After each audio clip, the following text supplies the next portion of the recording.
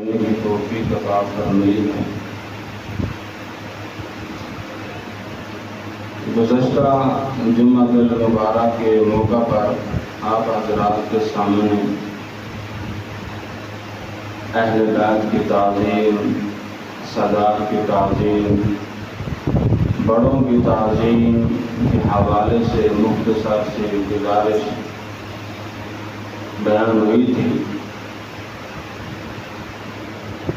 دعا ہے کہ اللہ رب العزت ہمیں اہل بیت کی تعظیم ادب نصیب فرمائے، محبت نصیب فرمائے۔ اہل بیت کی تعظیم، محبت، سادات کی تعظیم، محبت ہمارے لیے کامیابی، نجات کا، مغفرت کا ذریعہ ہے میرے بھائی۔ ہاں، جس طرح گزشتہ جمعہ المبارک کے موقع پر آپ حضرات کے سامنے ایک آیت مبارکہ کے حوالے سے ایک واقعہ آپ کے سامنے عرض کیا تھا۔ ایک مجوسی نے ادب کیا سادات کا، اللہ نے اس کو دنیا کی قیمتی ترین چیز عطا فرمائی اور وہ اسلام۔ پورا گھرانہ سادات کا ادب کیا، تعظیم کی، اللہ نے اسلام کی دولت سے مالا مال فرمایا۔ اس وجہ سے سورہ حج کے اندر اللہ رب العزت ارشاد فرماتے ہیں وَمَن يُعَظِّمْ شَعَائِرَ اللَّهِ، اللہ کی شعائر کی، اللہ کی نشانیوں کی تعظیم وہ بندہ کرے گا فَإِنَّهَا مِن تَقْوَى الْقُلُوبِ، جس کے دل کے اندر تقویٰ ہوگا، خوف خدا ہوگا، وہی اللہ کی نشانیوں کی کیا کرے گا؟ تعظیم کرے گا۔ امام نووی رحمۃ اللہ علیہ بڑے صاحب علم انسان اس دنیا سے گزرے ہیں، وہ اس آیت مبارکہ کے ماتحت فرماتے ہیں کہ شعائر اللہ میں سے جو چیزیں ہیں ان میں سے ایک چیز اہل بیت کی تعظیم، ادب، احترام کرنا بھی ہے۔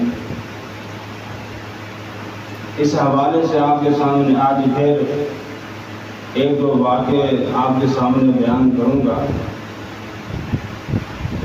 ایک زندہ دل، نیک دل انسان جن کا نام تھا ربیع بن سلیمان رحمۃ اللہ علیہ، حج کے دنوں میں حج کی تیاری کی، ان کے ساتھ ایک اور دوسرے بھائی بھی تھے اور اہل علاقہ کی ایک پوری جماعت تھی۔ پرانے زمانے میں جیسے لوگ پیدل سواریوں پہ، گھوڑ سواری، گدھا سواری، اونٹ سواری پہ جاتے تھے حج کرنے کے لیے، اور پھر قافلوں کی صورت میں جاتے تھے۔ اس طرح ان کی ترتیب بنی، گھر سے، بستی سے، علاقے سے باہر نکلے تو آگے ایک شہر آیا کوفہ کا، وہاں انہوں نے پڑاؤ کیا تھوڑی دیر کے لیے کہ ضرورت کا سامان خرید لیں ہمیں۔ اس دوران حضرت ربیع بن سلیمان کہتے ہیں کہ میں بازار کا چکر لگا رہا تھا، اتنے میں بازار کی ایک طرف کوئی ویرانہ تھا، کوڑا کرکٹ کی جگہ تھی جہاں ایک مردار جانور پڑا ہوا اور اس کے ساتھ ایک عورت بیٹھی ہے خستہ حالت میں، بیچاری پھٹے پرانے کپڑے، اور وہ مردار جانور کا گوشت کاٹ کاٹ کر اپنی تھیلی کے اندر جمع کر رہی ہے۔ ربیع بن سلیمان کہتے ہیں بڑا ہکا بکا، حیران پریشان، اللہ خیر کرے یہ عورت کیوں مردار جانور کا گوشت کاٹ رہی ہے۔ کہتے میرے دل میں خیال آیا کہ ہو سکتا ہے کہ یہ پکا کر لوگوں کو کھلائے، جیسے ہوٹل والے لوگ کرتے ہیں، مردار کھلا رہے ہیں، گدھے کھلا رہے ہیں، پتہ نہیں کیا سے کیا کھلا رہے ہیں، مردار مرغیاں کھلاتے ہیں، مردار جانور کھلاتے ہیں ہوٹل والے۔ تو کہتا ہے کہ میرے دل میں اس طرح کا خیال ہے۔ جب اس نے گوشت کاٹا تو وہ چل پڑی، تو کہتا ہے میں بھی پیچھے چل پڑا۔ چلتے چلاتے ہوئے گھر میں پہنچی، دروازہ کھٹکھٹایا، اندر سے پوچھا کون؟ اس عورت نے کہا کہ میں بدحال تمہاری ماں۔ انہوں نے دروازہ کھولا اندر چلی گئی، دروازہ بند کر دیا۔ وہ کہتا ہے کہ میں کیواڑ کے درزوں سے، دروازے کی سوراخ سے دیکھنے لگا کہ دیکھو اندر یہ کیا کرتی ہے عورت۔ کہتا میں نے جیسے ہی دیکھا سوراخ سے، اللہ اکبر کبیرہ، وہ عورت اپنی بچیوں سے کہہ رہی ہے کہ لو اس کو پکاؤ، بناؤ اور کھا لو، یہی ہے آج کھانے کے لیے۔ تو ان میں سے ایک اور لڑکی اٹھی، گوشت لیا، اب وہ آگ کے اوپر پکانے لگی، پکا کر پھر کھانے لگی۔ اب وہ کہتا ہے میں دیکھ رہا ہوں کہ میں نے زور سے آواز دی، میں نے کہا تم پر اللہ رحم کرے، اس کو نہ کھاؤ، یہ مردار ہے۔ جب انہوں نے آواز سنی تو کہنے لگے کہ آپ کون ہوتے ہو ہمیں روکنے والے؟ تو اس نے کہا میں ایک پردیسی ہوں، تو میں نے ایسے ایسے دیکھا تو میں پیچھا کرتا ہوا یہاں پہنچا، مہربانی کرو یہ گوشت نہ کھاؤ، یہ تمہارے لیے جائز نہیں ہے، کسی بھی مذہب کے اندر جائز نہیں ہے۔ ہاں مردار کھانا سوائے مجوسیوں کے مختلف فرقوں میں سے ایک فرقہ ہے جو مردار کھاتا ہے۔ تو آگے سے وہ عورت سادات گھرانے سے تعلق رکھنے والی تھی، وہ فرمانے لگی اللہ کے بندے اللہ تجھ پر رحم کرے، ہمیں بھی پتہ ہے کہ مردار کھانا ہم جائز نہیں ہے ہمارے لیے، ہم سادات گھرانے سے تعلق رکھنے والی ہیں۔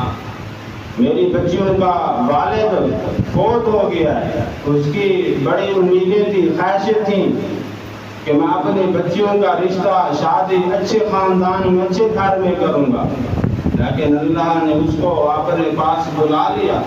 اب ہم کیا کریں؟ 4 دن سے ہمارے اوپر فاقہ ہے، ہم شرعی طور پر مردار کھا سکتے ہیں، مجبور ہیں ہم، اس کے علاوہ ہمارے پاس کوئی چارہ نہیں ہے۔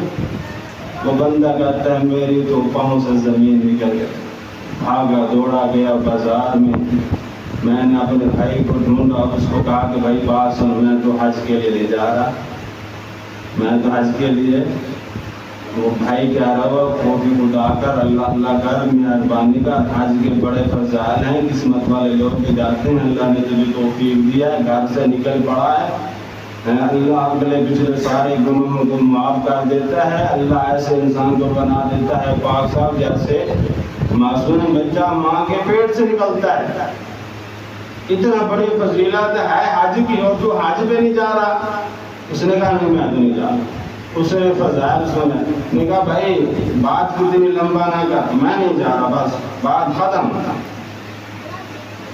اب وہ کہتا ہے کہ میں نے میرے پاس جو درہم دنانیر تھے تھوڑے سے، میں نے کچھ کا آٹا خریدا، کچھ کا سامان، کچھ کا گھی خریدا، باقی جو درہم بچے سکے بچے میں نے وہ آٹے کے اندر رکھ دیے۔ میں نے وہ تھیلا بنایا، کٹھری بنائی سامان کی، بھاگا دوڑا گیا، دروازے پہ دستک دی، میں نے کہا جی یہ میری طرف سے آپ کے لیے ہدیہ ہے، آپ قبول کریں۔ کیا کریں؟ گھر والوں نے لے لیا۔ اب اتنے میں وہ عورت کہنے لگی اے بن سلیمان، اللہ تیرے اگلے پچھلے سارے گناہوں کو معاف کر۔ کیا کرے؟ اگلے پچھلے سارے گناہوں کو معاف کر، تو نے ہماری خیر خائی کی، بھلائی کی، اللہ تیرے لیے بھلائیاں پیدا فرمائے اور اس کا بہتر بدل نصیب فرمائے، اور ایسا بدل کہ وہ بدل تیرے سامنے زہر ہو جائے۔ یہ ماں نے دعا دی، بچیوں میں سے ایک بچی نے دعا دی کہ اللہ پاک تیرے گناہوں کو معاف کرے اور تیرے اجر کو دگنا کر دے۔ دوسری بچی نے بھی دعا کی کہ تو نے ہمارے ساتھ بھلائی والا معاملہ کیا ہے، اللہ پاک تیرا حشر ہمارے نانا محمد رسول اللہ کے ساتھ کرے۔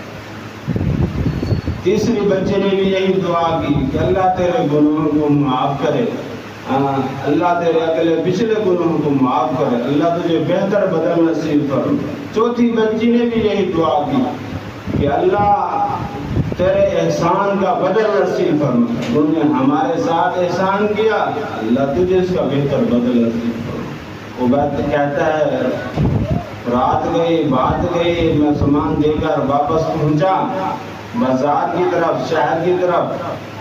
قافلہ روانہ ہو چکا تھا حج عمرے کے لیے، مکہ مدینے کے لیے۔ اب وہ کہتا ہے میں شرمندگی کی وجہ سے گھر واپس نہیں گیا، اس قافلے کے انتظار میں وہیں پڑا رہا دن رات، کوفے میں پڑا رہا۔ جب مجھے پتہ چلا کہ آج قافلہ یہاں پہنچے گا تو میں باہر نکلا استقبال کے لیے۔ میں نے ایک قافلے کا استقبال کیا جو ہمارے علاقے کا تھا، سلام دعا خیر و عافیت میں نے ان کو مبارکباد دی اور میں نے کہا اللہ آپ کا حج قبول فرمائے۔ انہوں نے سے ایک نے کہا یار تو کیسی دعا دے رہا ہے، کیا تو ہمارے ساتھ شامل نہیں تھا؟ تو ہمارے ساتھ شامل نہیں تھا؟ اس نے کہا نہیں ہم بھائی ایسی بات نہ کر، تو ہمارے ساتھ تھا، فلانے موقع پہ نہیں تھا، فلانے جگہ پہ نہیں تھا ہمارے ساتھ۔ اب وہ کہتا ہے میں بھی ہکا بکا حیران پریشان، یار یہ کیسی باتیں بتا رہے ہیں لوگ۔ اتنے میں وہ کہتا ہے کہ میرا بھائی بھی آ گیا، دوسرے قریبی رشتہ دار بھی آ گئے، ان سے سلام دعا کی، ان کو بھی میں نے مبارکباد دی۔ تو وہ بھی کہنے لگے کہ بھائی خیر تو ہمارے ساتھ نہیں تھا؟ نہیں کہا مکے میں نہیں تھا، اس نے کہا نہیں مدینے میں نہیں تھا، اس نے کہا نہیں کہا عرفات میں نہیں تھا، اس نے کہا نہیں۔ انہوں نے کہا اچھا بات سن، جب ہم حضور علیہ السلام کے روزہ اطہر سے سلام کر کے واپس نکل رہے تھے باب جبرائیل سے، وہاں بہت بڑا ہجوم تھا لوگوں کا، تو اس دوران تو نے ہمیں یہ تھیلی دی تھی، تھیلی بطور امانت کے، یہ تھیلی بھی ہے، یہ کیا ہے؟ تھیلی بھی ہے، اور اس کے اوپر لکھا ہوا تھا من عملنا رابحہ، کہ جس نے اللہ کے ساتھ نفع کیا، اس نے جس معاملہ کیا، سودا کیا، اس نے نفع کمایا۔ اس نے کیا کمایا؟ نفع کمایا۔ اب وہ بندہ کہتا ہے پھر بھی مجھے چین نہیں آ رہا تھا، سکون نہیں آ رہا تھا، یار یہ لوگ کیسی باتیں کر رہے ہیں، میں گیا نہیں حج پہ اور یہ کہہ رہے ہیں کہ تو ہمارے ساتھ تھا۔ اب جی کہتا ہے میں رات گھر گیا، عشاء کی نماز ہوئی، نماز پڑھی، نوافل پڑھے، تسبیحات مکمل کی میں نے جو روزانہ کرتا تھا، درود شریف کی، استغفار کی، تیسرے کلمے کی، اور بھی لا الہ الا اللہ کی تسبیحات میں نے پوری کی۔ مجھے چین نہیں آ رہا تھا، سکون نہیں آ رہا تھا، میں حیران پریشان تھا۔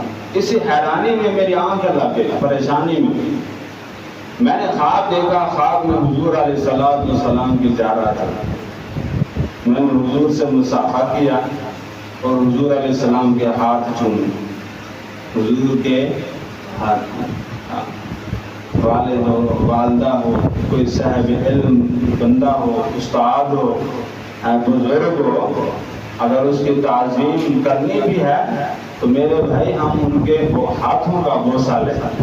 کن کا بوسہ لیں؟ ہاتھوں کا بوسہ۔ جھکنا، پاؤں کے اوپر سجدہ کرنا، یہ غلط بات ہے۔ یہ کیا ہے؟ غلط بات۔ اس کے لیے اللہ کے رسول نے منع فرمایا۔ اگر جھکنا ہے تو کس کے سامنے جھکنا ہے؟ صرف اللہ کے سامنے، اس کے علاوہ کسی کے سامنے نہیں جھکنا۔ ہاں تعظیم ہے، تعظیم کا مطلب یہ نہیں ہے کہ ہم کسی غیر کو سجدہ کریں، اللہ کی ذات۔ سجدہ ہے تو صرف اللہ کی ذات ہوا۔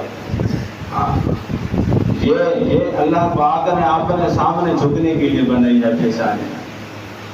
اس وجہ سے فرمایا انسان کی سب حالتوں میں سے بہترین جو حالت ہے وہ یہ ہے کہ فرمایا کہ جب انسان سجدے کی حالت میں اللہ کے سامنے پڑا،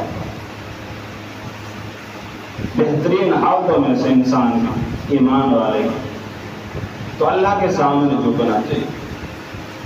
تو حضور علیہ السلام کا وہ ربیع بن سلیمان کہتے ہیں میں نے ہاتھ مبارک کا بوسہ لیا تو حضور نے پوچھا کہ خیر تو ہے، کیوں پریشان ہو؟ اور پھر فرمایا حضور نے ربیع تمہیں کتنے گواہوں کی ضرورت ہے، کتنے گواہ پیش کریں ہم، تب جا کر تو اس بات کو مانے گا کہ واقعی تو نے حج کیا ہے۔ فلاں بندے نے گواہی دی، فلاں بندے نے گواہی دی، فلاں بندے نے گواہی دی۔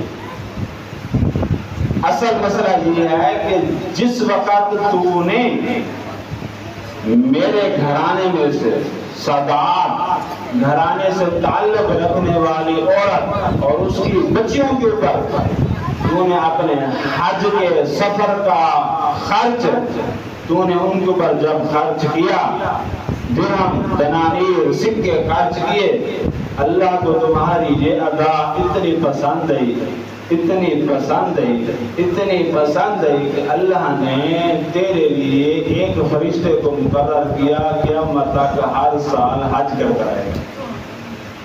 کیا کرتا رہے گا؟ حج کرتا۔